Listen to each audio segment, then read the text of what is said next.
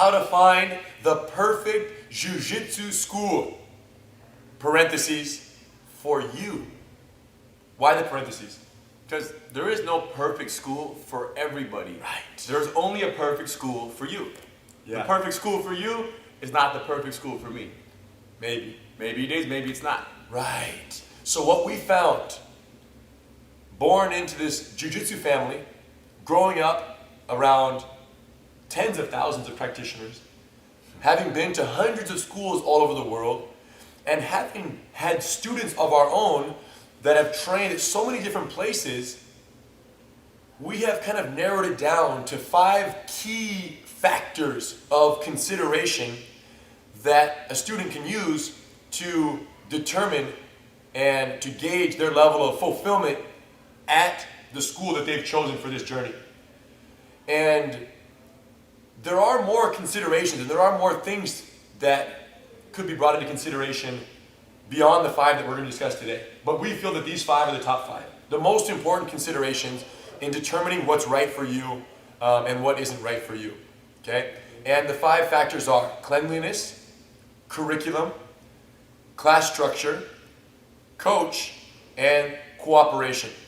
So why are we telling you these 5? You just touched upon it. Right. And it's the idea that we want you, if you're considering joining a school, that you think about these 5, Factors. issues. And you say, you know what? Okay, cleanliness, check. Or no Right. check. Or clean here but not clean here. Or how they run their curriculum or whatever. And if you're already signed up somewhere, it's possible that you can stop and look at your school and say, you know what? We don't have any structure to what the curriculum. Right. What is the curriculum? What are we learning right now? And then that might make you stop and think and maybe want to change schools. Yeah. Or you can say, wow, the curriculum here is amazing. Yeah. The truth is, you don't know what you don't have. So, and you also, if you have an amazing school, you might not even know why you love it so much. So now, hearing these topics of discussion, they're going to say, no wonder I'm in heaven at my school, in my Jiu-Jitsu journey. But if you're not, we want you to know why you're not and be able to pinpoint it and say, man, maybe this is not how I want to spend the rest of my journey. And now, just to be very clear right up front and center here, we're talking about this for all schools, including our schools. Meaning it's possible that there's a student under the roof here at the Gracie Academy in the Green Mat who might say, man, I love the school, but I don't love that aspect about it. I'm looking more for something like this. I'm pursuing these goals instead. So all we want is for you to know the questions to ask to make the right decision for you. Okay? And as long as you're doing that, this video accomplishes its objective. Okay? So whether you're a new student thinking about embarking on the journey or you already train at a school, the 5 factors of consideration here, the 5 C's as we call them, will help you make sure you're doing the right thing. There's something real quick about traveling. I just traveled to South Africa, to Cape Town. When you travel, what is the risk? Yeah, no. The risk is that you might love Cape Town, and I might want to move there. Yeah. Or I can say, you know what? I can't wait to go back home. So there's a little bit of risk in traveling. So Right. if you're at a school, is it a good idea to go to other schools? To look around? You don't have to sign up. Right. But is it a problem if you go to another school and just try a class? meet the Traditionally people? in the martial arts, it's frowned upon. Correct. But forget tradition. Okay? There's no problem if you want to go to a different school and check it out and meet the people. Now, when you get there, they say, hey, get out of here. You're not welcome. Right. Then it's a different story. Then you leave. Right. But for you to say, you know what? Yeah, I'm just, seeing the schools in my area. I want to see how it is. If the school treats you well and it's amazing, Right. that might be the new place. The bottom line is nobody cares about you as much as you care about you. Correct. And if you don't watch out for yourself and do what's best for you, don't expect somebody else to do what's best for you. So manage your life, manage your journey. Good. 10-4. Number 1. Cleanliness. What are you talking about? You know what I'm talking about. Look at this mat right here. Listen. Jiu-Jitsu. Any sport of activity where there's close bodily contact. It could be basketball, it could be football, it could be anything where there's connection. But the closest Is Jiu-Jitsu. of all sports. Wrestling is all pretty activities. close as well. Jiu-Jitsu is very close. It's a grappling art. So you guys are on each other, and there's naturally sweat, perspiration, connection of the body. And the reality is, the more kind of sweat there exists and more connection like this, the more chance for different types of skin infections and ringworms and staph infections and things you hear about. They happen in hospitals too, and that's supposed to be the pristine, clean place. We know it's not. The bottom line is, these things can happen anywhere. You want to be at a school where if you're not training, that's kind of a fundamental principle of this whole talk. If you're not training, it's only because you were busy that night. Not because you're off because of some skin infection, or you're off because your training partners are trying to kill you and rip your head off. You want to not go to class because you just chose that you have to go do something, go out to dinner, whatever else. That's why. So for us, we are doing here, and I know many schools elsewhere, are doing everything possible to make sure that sanitation is not the reason why someone, or the sanitation of the academy is not the reason why someone doesn't train. Some things you can still get a skin infection. Oh yeah, for sure. I've had them before. I've had it. It's not, you can never stop it 100%. But like you said, we're always trying to do our best to keep control of that. And there are some schools that maybe the instructor doesn't really, make it clear how important it is to have a clean gi. Oh yeah. Every class. Maybe they allow a student who's been around a little longer to wear the same gi twice, to wear it again the next day when it's so dirty, and they don't want to say, hey, you can't train today. Can't do it. You guys, so requirement to have to clean the gi every class, hand sanitizers by all entrances of the mat area. Here, that's how we do it here. At the Gracie Academy, the whole mat right here gets swept and desanitized, mopped, sanitized, mopped with the antifungal, antibacterial agent every single day, twice, every morning after class and every night after class. So and this wasn't always the case, we've gotten better about this, realizing the importance of keeping it clean. On the other side of the spectrum, there are some schools who never sweep or mop their mats. The hair it does go somewhere. It does, because the people come in and they're wearing a clean t-shirt, let's say a no gi class. That t-shirt is the mop. Or it just collects to the sides. Little pockets of hair. That's why we have this mat here that's one existing tarp where there's no cracks in it. Because if there's cracks, it's almost like the hair can slip away and no one will ever talk about it. Correct. And the toenails and the freaking whatever, the bacteria just hides in these cracks. For us, the one mat is the only way. When you're getting your face, pinned down into the mat, you'll appreciate it being clean twice a day. Correct. When you look and it's clean, it's like, yes. It's okay. But if you look and you just see who knows what that is right there, this close to your face. Cockroach. It's going to make you want to escape that much faster and then lead to you getting tapped out. Which is not because of your fear of being close to whatever that is. Sanitation is huge. Now, if you can go in and ask, say, hey, how often do you guys clean your mats here? They're gonna lie. They're gonna say, well, if they say they're not gonna lie. If they say once a day, that probably means twice a week. No. If they say once a week, that probably means once a month. It doesn't matter what they say. And if they say once a month, what does that mean? Never. It doesn't matter what they say. What matters is as you try out a few classes, you pay attention to those things. Oh yes. Because it's likely that you train and you just walk away, shower and go home. If someone says, hey, did they clean the mats? You can't even think about it because you left the room, you don't know. And this whole thing he said about washing the gis is critical, not to allow students to wear the same gi 2 days in a row. Doesn't matter. There's a perception that if you wear a gi and it gets real sweaty, that you can just hang dry it, and when it dries, it's not sweaty anymore, it's dry. It's like dry. It is dry. It's dry, like let's say a bath towel. Use a bath towel, and you hang it, and it dries, and the next day it's cool. There's one difference. The juice that you're cleaning after a shower is water. The juice that your gi is swamped in after you train. Let's talk about that juice right now. That's not the juice we want to talk about. The bottom line is we have some students who've come here from other academies, and we're not brought up with this idea of having a clean gi every class. And they left it in their car. Oh, they leave it in the car for a week. They train, dries every day in the car. They bring it to class. The gi isn't even white. By the way, talking about white gis for a sec, tell them why it's important. It's gotta be white. Gotta be white. Because if it's white, when it starts turning a little bit beige or yellow, it's because they're not cleaning it. And if it's a blue gi, dirty people love blue gis. Because they can train, they can sweat, they can hang dry, come back, and blue stays blue. Desert camouflage. Oh, for sure. Best color. The moral of the story is the guy would come in from out of town, and he now lives here, and he comes to class, and he wears the same gi for 2 weeks. Here? And it got to the point, yes, and we talked to him, of course, we already took care of it. I'm just saying, it took a little while, sorry. It took other students coming to me and saying, Henner, I can't train with this student he smells too bad. Because you know when you smell, you can't smell yourself. That was the case. And he smells too bad. It hurts to roll with him because I get a headache. So I had to pull this guy aside and see, man, how often are you washing your gi? And now, new gi, can't even use the old gi because it's so bacterial infested. New gi, and he has to wash it every class or no train. So chances are, if you don't see them cleaning the mat, chances are it's not getting done. Except for the Valente brothers. 10-4. If you don't see them cleaning it or it being clean, doesn't mean it's not being cleaned. While you sleep, they're mopping. It's for sure being clean. 10-4. Let's talk about curriculum emphasis. Jiu-Jitsu, this incredible art we've all fallen in love with, has been, started with our family in Brazil, 1920s, has since been adopted by people, family and otherwise, all over the world, and is being made available to millions of people around the world. Jiu-Jitsu, Brazilian Gracie. Guess what? It exists as two things.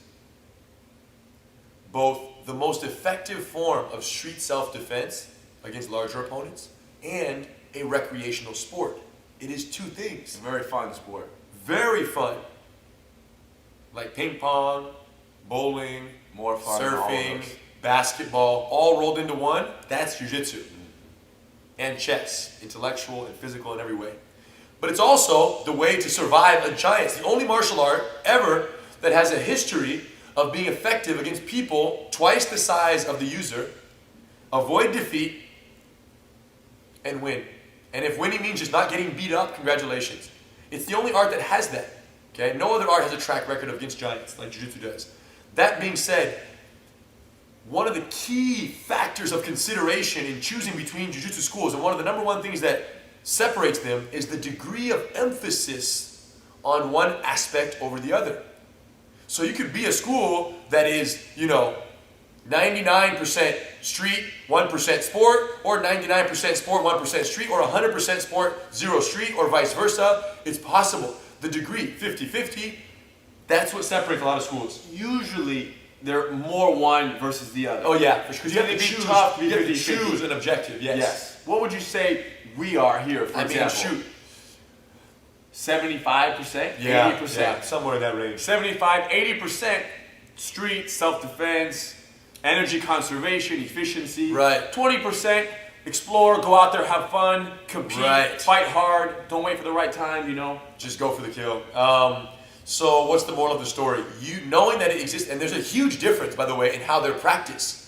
And you really aren't practicing both at the same time per se, because they're so different in where their emphasis and where the training emphasis is. So what we say to students is, it's just critical to understand that what you're getting and what the differences are. And I think one of the most fundamental technical differences, we've done an entire video on this, street versus sport, and how technically they're different. And it's a great video. It's online, YouTube. Look it up, or check out the link in the description below. But the degree of emphasis and the differences between the two. Technically, the simplest difference is the distance at which the fight is fought in a street fight. The distance at which you fight an opponent in a street fight where you're going to get your face punched off, versus the distance at which you fight in a grappling match, okay, between two sportive practitioners is very different. And if you don't learn how to do the street fight distance, you can learn several years of sport jiu-jitsu and then get in a real fight and get your face punched in and lose the fight. It's very possible. I've had students come at purple, brown belt who did not feel they had the tools to address street scenarios because they didn't understand distance management. So is it possible that you can learn for 2, 3, 4, 5 years and think that you're learning how to defend yourself? Yes, but really you're not. It's very common because you're learning arm locks and chokes, so you think those are immediately transferable until you get into a fight and you realize that this person's not wearing a gi for you to grab onto for that modified choke, or they're punching you in the face from the guard instead of just making posture the way they do in sport jiu-jitsu. And maybe those arm locks and chokes are good and they will work in a street they're fight. Definitely helpful. But at the right time, after you can first defend yourself and survive against a much larger opponent for 30 seconds to 1.5 minutes to 2.5 minutes. Right. It takes time to first neutralize the initial threat, which is you wanting to rip my head off. Big time, big time. And that ability to get into a fight and think survival first, don't get beat up at all costs, that's not something that's really conveyed very effectively in the sportive realm of this practice. Even when we explore it here, the mindset isn't survive and be patient and wait. When you're doing a sportive technique or combination of techniques, the mindset is impose, go, make happen. Because sport is derived from where? The idea that there's a time limit. The idea that in 6 minutes you have to score X number of points, or in 10 minutes you got to score points. And it's the same weight class, which means you can be energy inefficient and be explosive and still be successful. So these factors that don't exist in a real fight change the way you train when sport is the focus. So all we're saying is when you go to a school, especially if you're brand new, and if you're already in it, ask these questions. Hey, what degree of sport and street is happening here? Here at the Gracie Academy, it's 100% street, not 99, 100% street until we feel you're street ready, which means you have the tools not to get beat up in a street fight. So maybe for the first 8 months To a year, yeah. There's only street. Once you're street ready, we say, okay, now we'll continue with the street enhancements, but we'll also explore the sportive realm of the game here, just because that allows for a very fun practice amongst partners that even though it might not be street applicable, allows for a long journey of practice without anything else. And it has extreme value. Yeah. For reflexes and overall motor skills. Big time. Sharpening that sword on the highest level. So the question then for you guys is when you go to school, what are you even looking for? It's tricky though, because you know nothing. Well, you have to be honest about yourself. Why are you going to the school? What's your purpose in even showing up? Are you going because you want to play ping pong for the next 20 years of your life in a physical way with another person? You want a game and a hobby? Or are you going because you want to feel invincible? We like the feeling that we have. I like walking down the street, seeing giants, and thinking to myself, that would be so interesting. That would be so fun. I'd be fascinated to see how that giant could hurt me. I don't believe he can. He doesn't have the resources. That doesn't come from my sport practice. That comes from my distance management mastery and all the years with our grandfather and our uncles and seeing the real fighting aspects of Jiu-Jitsu. So that's all I'm saying. They have to know what they want for themselves. I think everybody wants to know how to defend themselves. Okay. If you say that you don't want to know how to defend yourself in a real street fight, it's true. There's a good chance that you are lying. Right. At least we're crazy. You don't have to be the best at street fights in the world and be amazing. Right. But to have a little understanding of what to do when somebody attacks you in a fight, come on.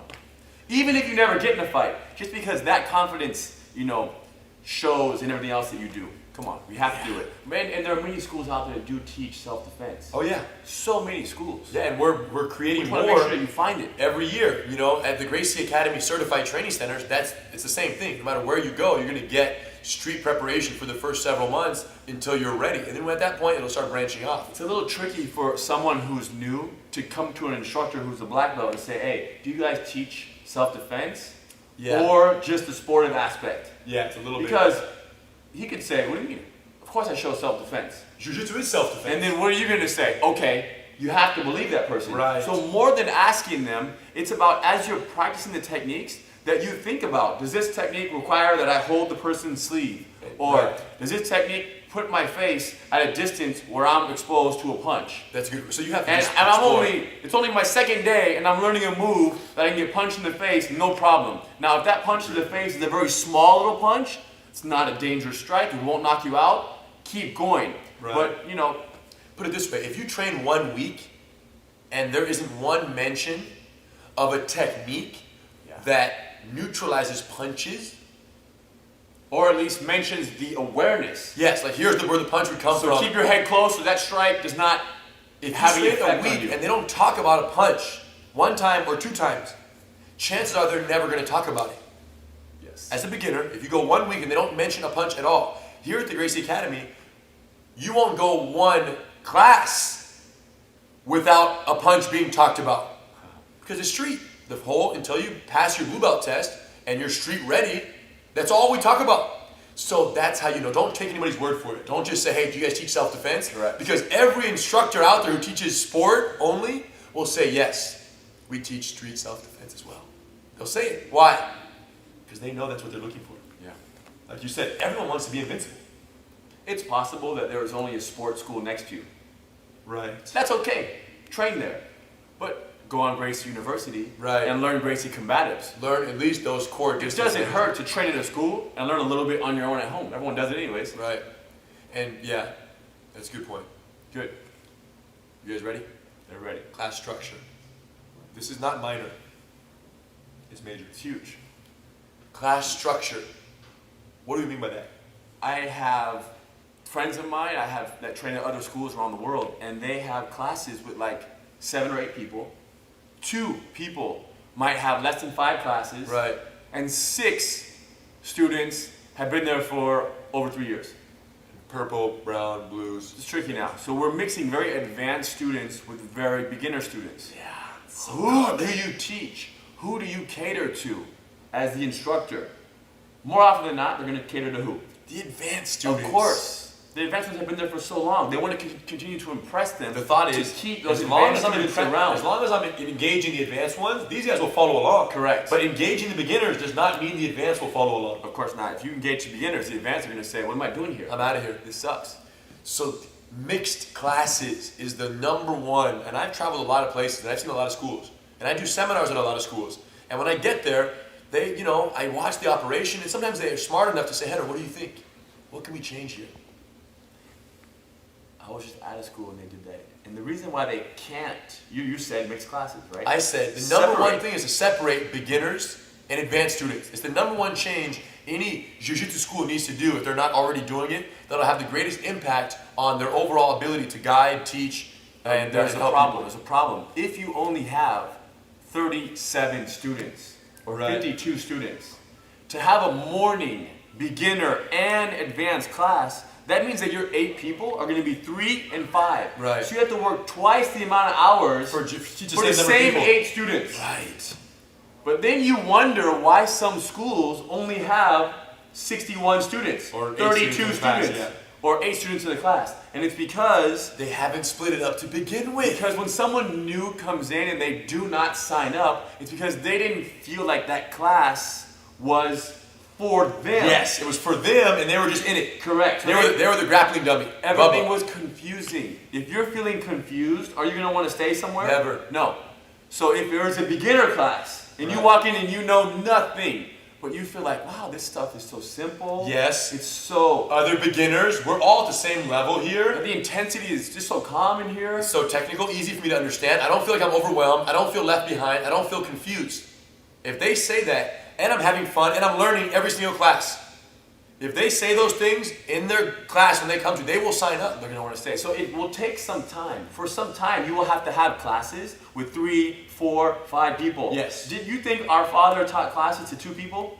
Yes. Of course. One person.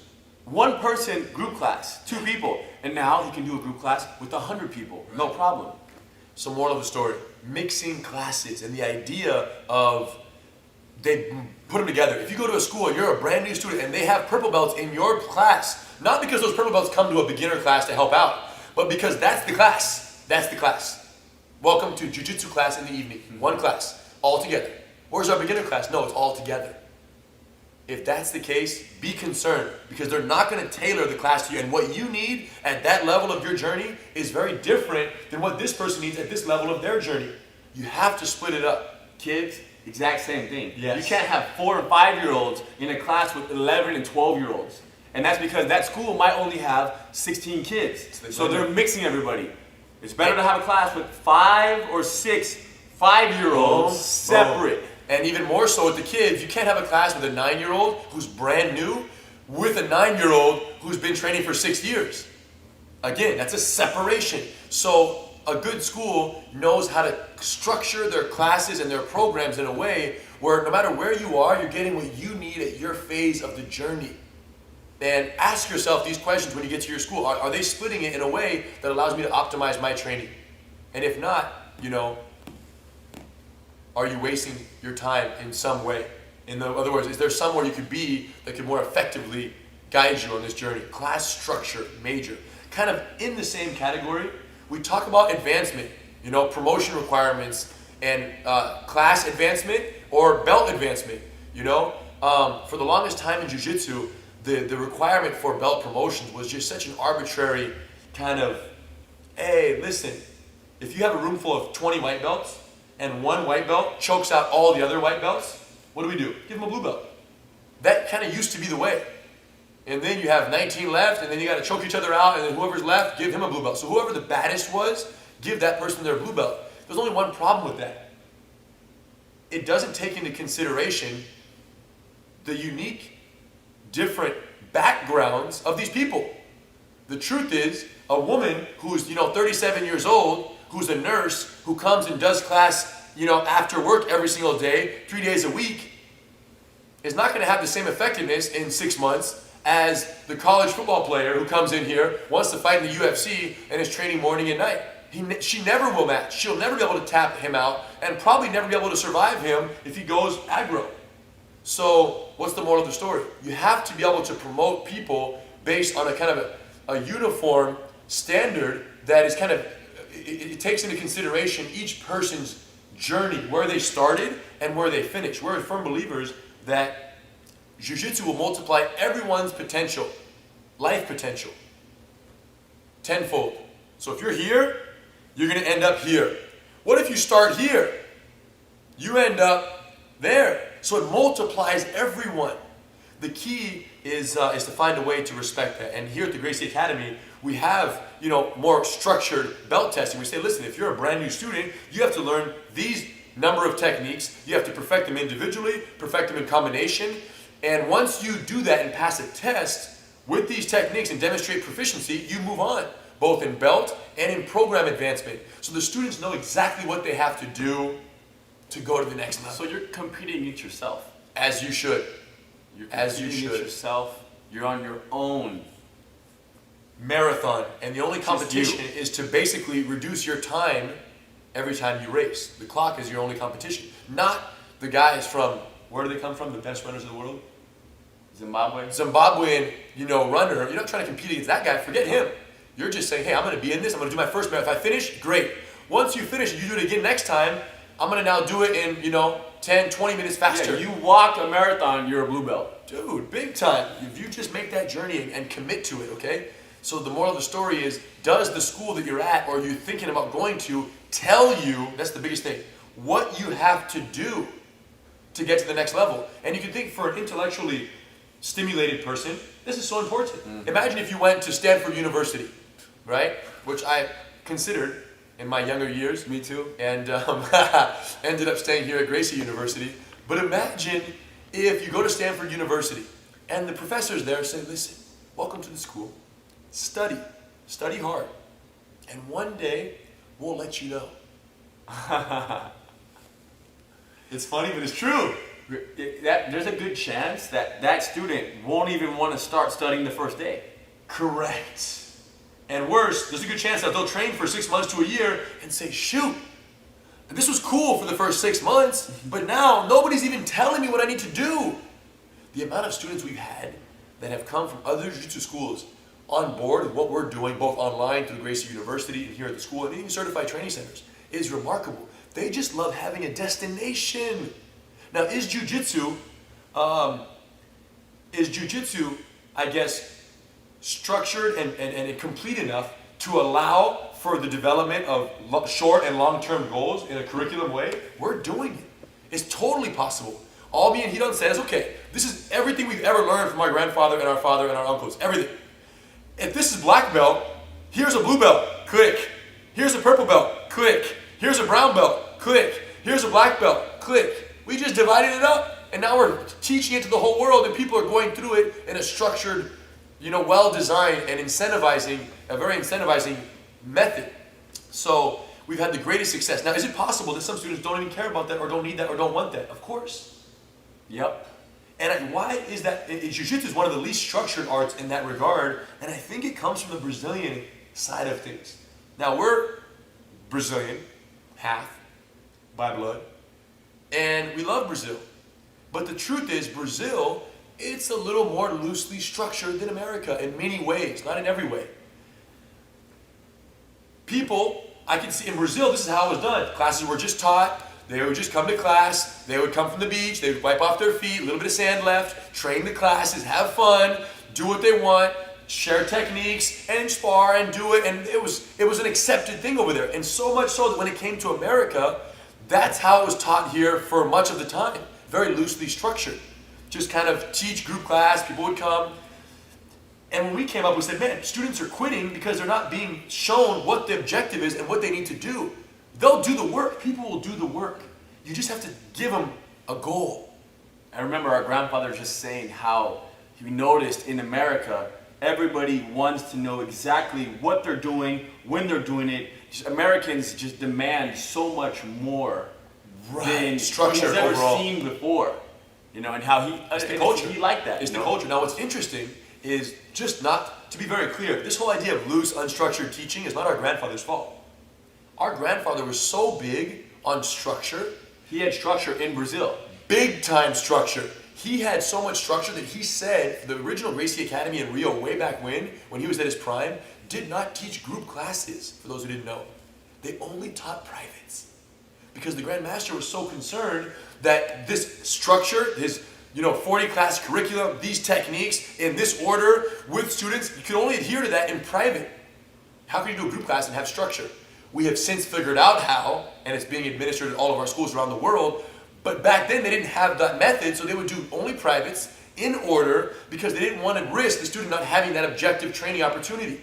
So he was the original American structure driver of Jiu-Jitsu. Yeah. He did it over there. And he watched it, he started it, and then he watched it kind of dissolve. And Because the need for group classes, I guess, surpassed the need for structure at a certain point. He taught so many people in private classes. He taught so many privates that the art grew. Right. And not everybody wanted to learn. So group classes started. So he watched structure dissolve and go away. It had to. It was the inevitable truth of teaching group classes. And then he watched it come back. Boom. And that was huge for him. And especially at the Valente Brothers in Gracie, Miami, I remember him telling me how they got it down, and then now we're doing it, and there are many schools that are catching on and seeing that this is the way to go. So that's another thing to look for. Big time. Yeah, so overall, class structure, if they're not telling, if you can say, hey, what do I have to do to go to the next level? And they just say, train hard.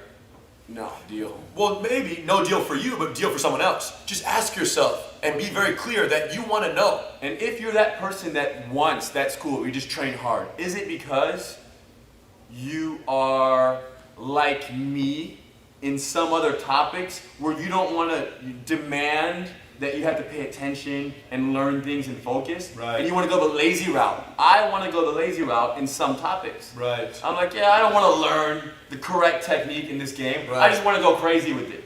Yeah. It might be fun to take that route, but if you're going to spend your time and your money, right, you want to make sure that you're learning things that are, going to help this art really stick. Big time. Big time. Class structure, you guys. It's something you want to bring up early because it's possible you train for 3 years and you're like, dang, why am I not getting that blue belt? Yeah. But then again, do we really care about the blue belt? No, but I think because students are in their early stages don't know enough to know what they know, and they don't know enough to know what they don't know, it is critical that their progress have some type of outside measuring stick that, you know what I'm saying? But there could be just structure where you learn this amount of techniques. Once you learn these, you move to the next one. The belt is very small piece. No. But learning a chunk of techniques and then learning the next level of techniques is also good. Could be a blue hat. Could be, you know what I'm saying? Good. Some blue shoes, whatever. We're moving on? Yep. Okay. Let's talk about it. It's one of the most important ones. Yeah. The cooperative vibe. The degree of cooperation. Cooperation.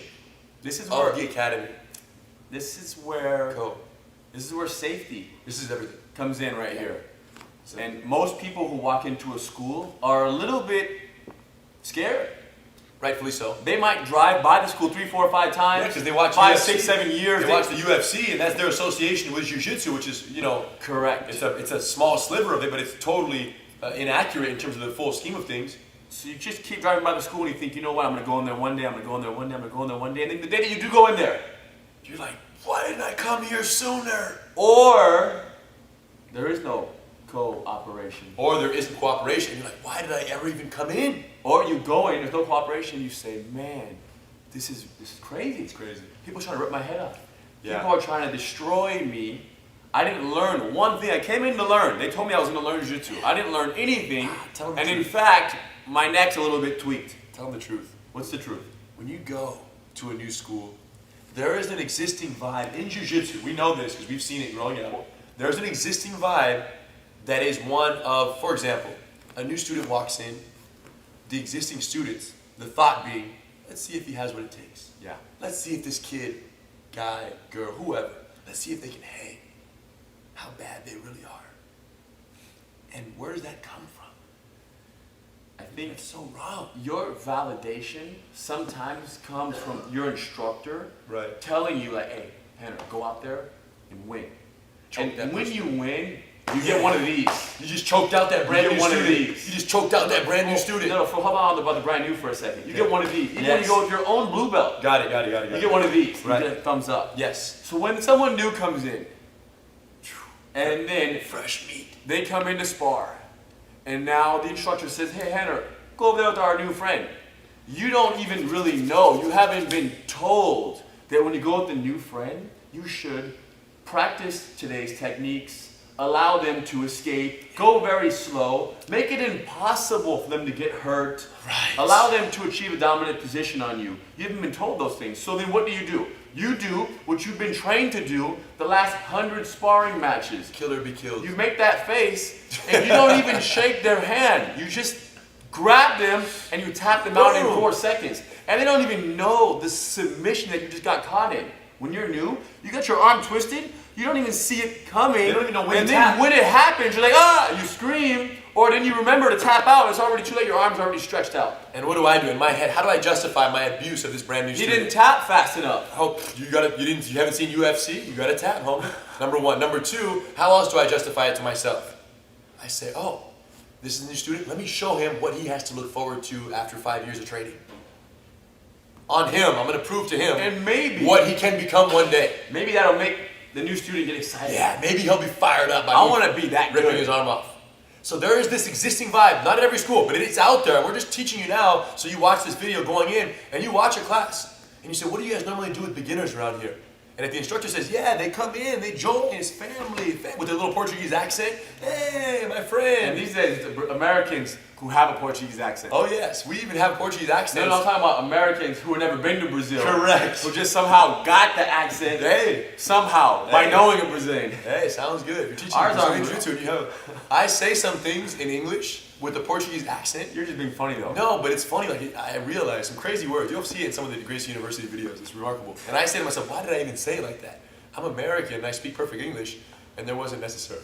But it's almost from hearing my dad and Helson and all these guys say it like that for so many years. Of course. That word only exists as boom.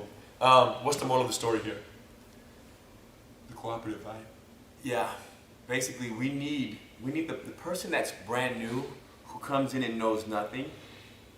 If you get treated like, if there's no sparring, Right. we don't even allow sparring. Yes. All we allow is for you to learn. Technique We don't want only. you to start How training. can you spar if you don't know what you're doing? Correct. So we don't- Answer me. Let them answer. We don't allow it. But sometimes the instructor asks the new student, hey, do you want to spar a little bit? A new student, 27 years old. Or Of even course. 47. Of course I want to spar. I don't, Any age. I don't want to be a punk. I don't want to not spar. And Right. it's just in their mind. I know. They don't want to punk out. They say, yeah, you want to just roll around a little bit, just play around, roll around. And you say yes. They don't have the technique to spar, so what do they do? And not only that, but if you're being asked to do it, it must be okay. It must be appropriate. It must be okay. If you're asking me, you must ask everybody. And if you ask everybody, it's probably because most people do it. Yes. So I'll give it a try. Of course. And then they go aggro the beginner, and they probably can hurt their partner or themselves. They don't even know enough to even be safe. So it's possible that you do not know what you need to know. Like you don't even know what you need to learn. So when you walk into school and someone says, "Do you want to spar?" You don't know if you should say yes or no. Let's just wrestle. The answer is no. We're telling you right now, all you want to do is learn. 3 months, 4 months, 6 months. Until you know enough not to get yourself or someone else hurt. Yes. And that's our beginner program here, Gracie Combatives. We've introduced the students to enough of the variety of positions in Jiu-Jitsu, the concepts of protection and distance management, and the proper techniques that when they later are sparring with other blue belts and more advanced students, they at least know enough not to hurt someone or hurt their bodies. They know how two bodies are supposed to come together for no one to get hurt. And some schools I have seen, they do like very positional sparring. Yes. Where it might be your first day and you're not sparring in all positions. You're doing just a little mountain control, top person control, bottom person escape. And once you get out, stop. That's a little bit safer. A little bit. That's the school looking out for you. Yeah. That's a great sign. Yeah, better sign. Now, this cooperative vibe, and of course there are degrees. There's a completely opposite.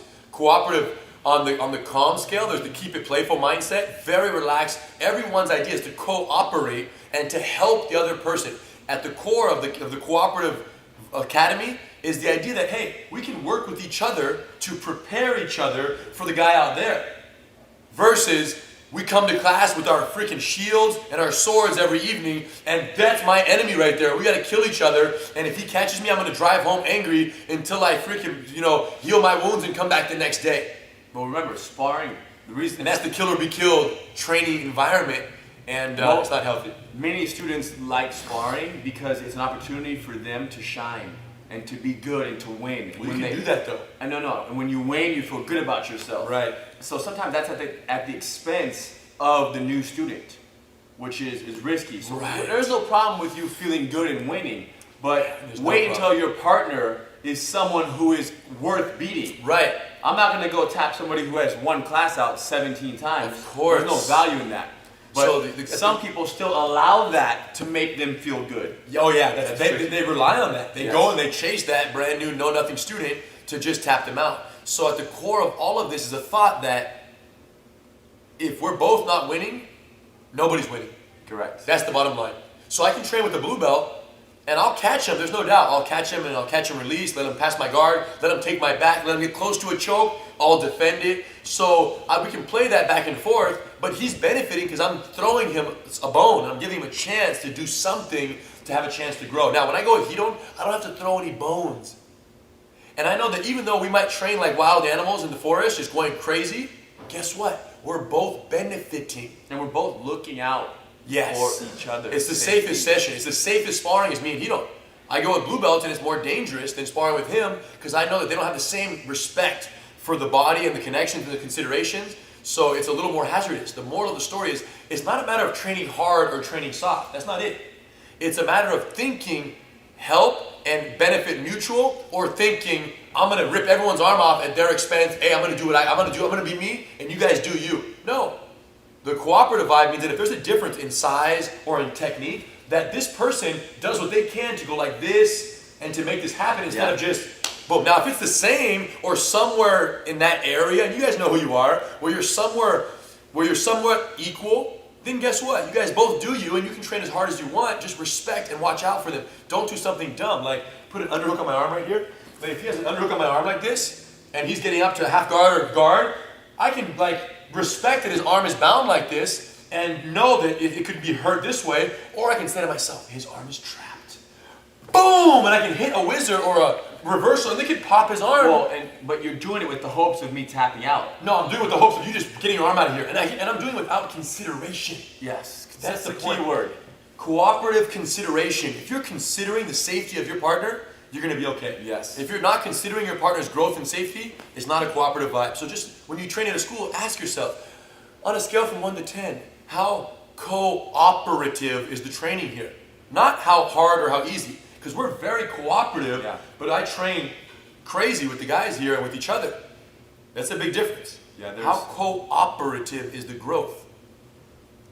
Yeah, when you build your training partner, you're building your training partner. Right. Which, if that's your training partner, do you want them to be better or not that good? Do you want more training partners? Diamond sharpens diamond. Correct. So you guys definitely want to go that route.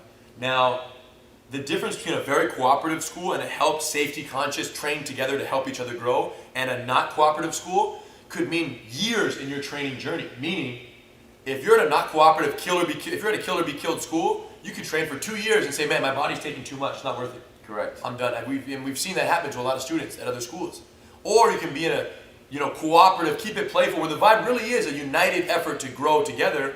And guess what? You can train for 15, 20 years, as so many of our students have. The difference is this vibe. So if you want to train, it's all about what you want. But if you're trying to fight in the UFC in 2 or 3 years, you don't want that much cooperative maybe. You want to go in there and just crack skulls with other kids. Guess what? You'll find that in many schools.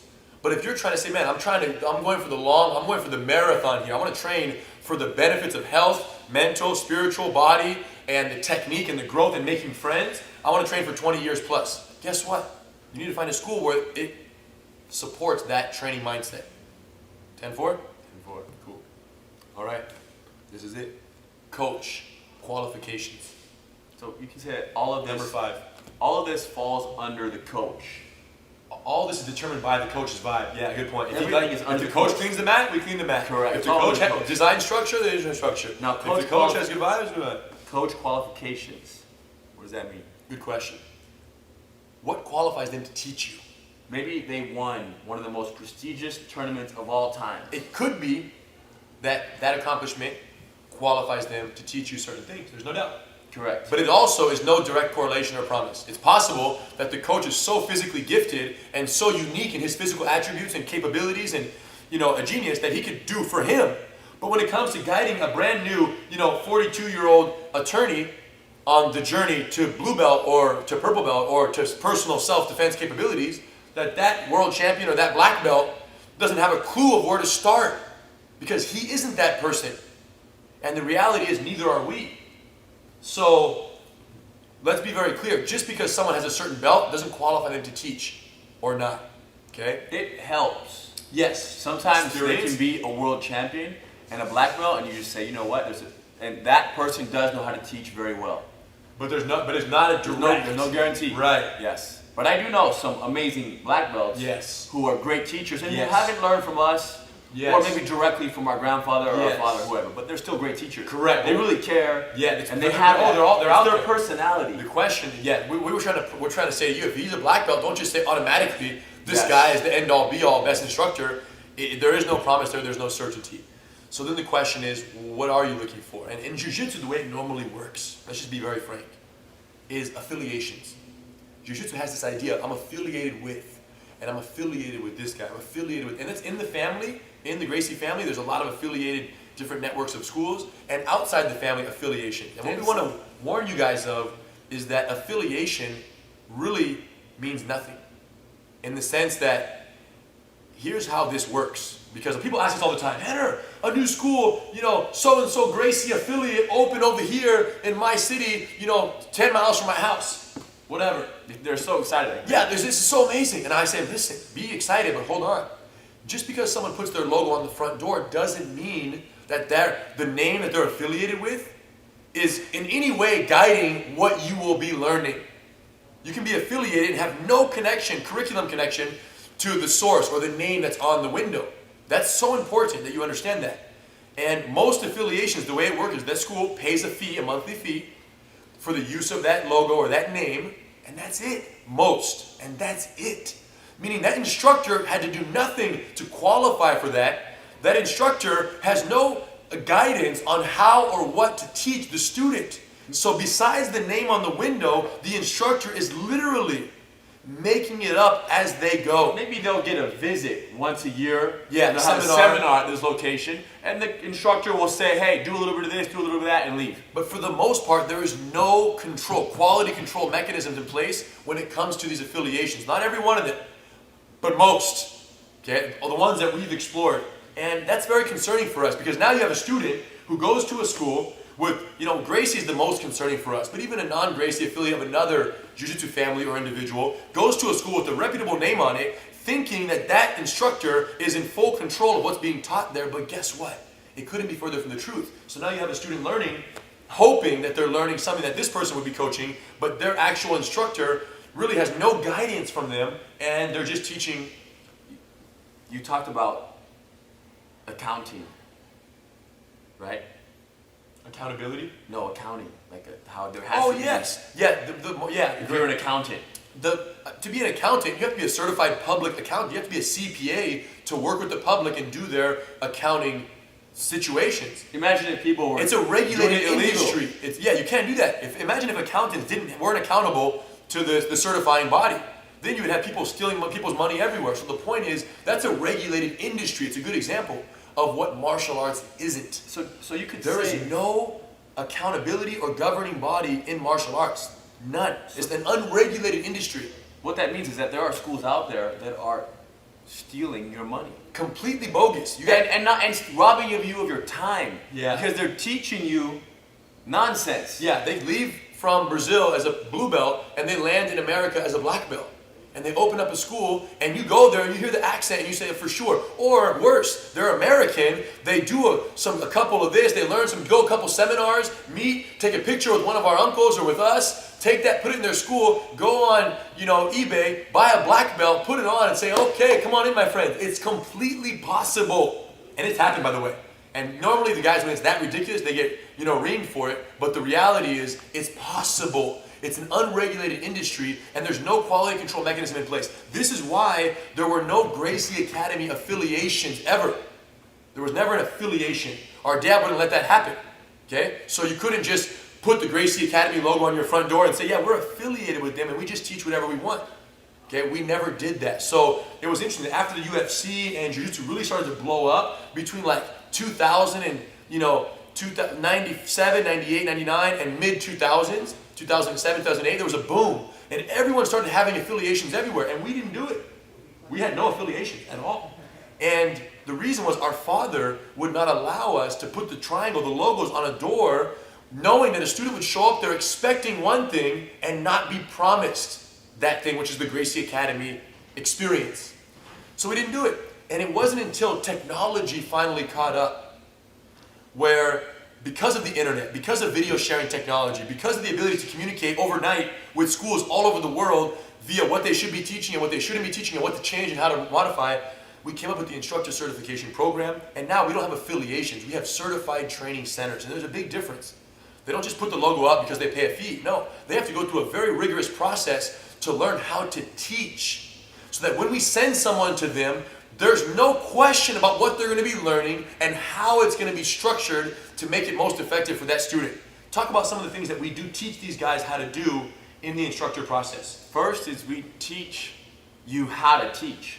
Because like we said, you can be a black belt and a world champion and not know how to present a technique. So we teach people who are all different belts how to present something so it's very easily digestible for the new student. Because when you walk in the building and you have your first class, you can feel overwhelmed, or this can be the art for you. So that's our goal, is to make it very easy to understand.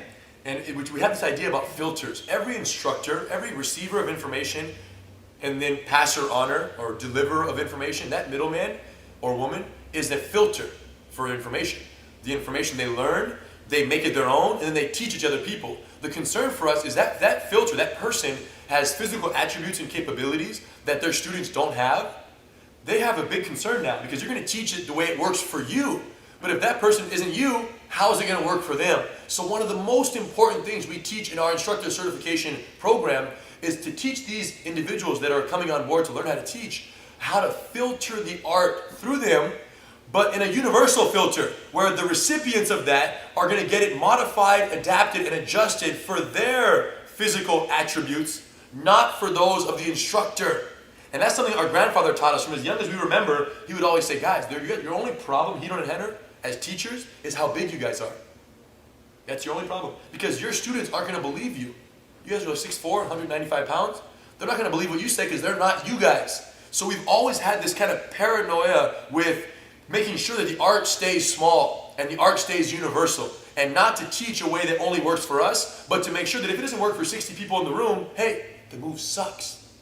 So we use these universal filters and we teach these to our instructors. So the moral of the story is we only now recently began certifying schools to offer our curriculum because the internet allows us to make sure from watching what they're doing and them receiving information from us, there's two-way digital video communication going on at all times to make sure that what they're offering, they're not making it up as they go. They're only offering exactly what we teach them to offer, which means that we can promise a student that when they go to that school, they're getting the same experience that they would get here. And when a student from one of those schools comes here, they're going to get the same experience here that they get at their school. Yeah. And that's like the ultimate reward. You guys, so here's the bottom line. No matter what we tell you about different schools and what you're looking for and what's the pros or the cons and what questions you ask of the instructor and what their answers are. It's all irrelevant. No matter where you end up, you have to try it. Here at the Gracie Academy, we have the 10-day free trial. You get a gi, you get to try it for 10 days. You don't pay for anything. If after the 10 days it's your favorite thing in the whole world and all these concerns have been answered for you, then you can sign up. If it's not the best thing you've ever done, then you don't sign up. You just have to return the gi so we don't waste a uniform. But it was all free. The point is you shouldn't have to make this decision after one class. You have to get in, dive in, and feel it for yourself before you go with this. And if any school says, yeah, you can try one class and then now you got to sign up, be concerned because you may be signing up for a long-term program without really having all your concerns kind of addressed. And even if you do a 10-day trial or a month-long trial, and then after they bring you into a little corner of a little lobby and you sit on a chair, and now like, hey, here's the paperwork for you to sign up now. It's possible that you feel like that you have to sign up. Like you feel a pressure to sign up. And maybe you do sign up. And maybe if you want to cancel a month later, it costs $250. So then you think to yourself, you know what, I don't want to pay that $250. I'm going to keep paying the $140 to train. Right. But I say that you should pay it. You should pay the cancellation fee. Right. Lose the money. If you're not happy, don't stay. It's better to lose $250 than lose a whole year, or 2 years, or 3 years, because now you're stuck. Or maybe you feel pressure because you don't want to tell that instructor that you don't want to train there anymore.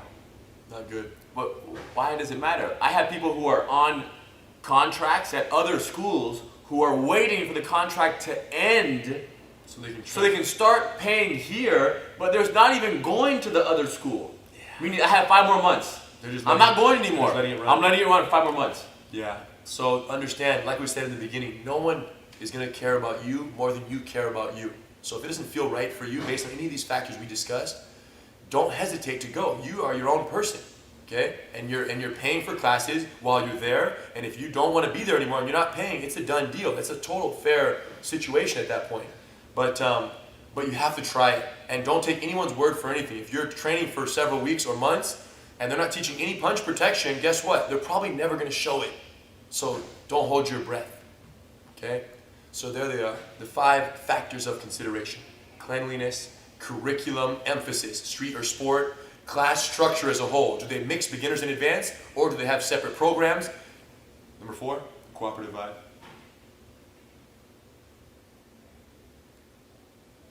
What about it? How important is it? It's the number 1 thing. Why was it number 4 on the list? Keep it playful. Got it. And number 5, the coach qualification. Just because they're a black belt doesn't mean they can teach you, and just because they're a blue belt doesn't mean they can't teach you.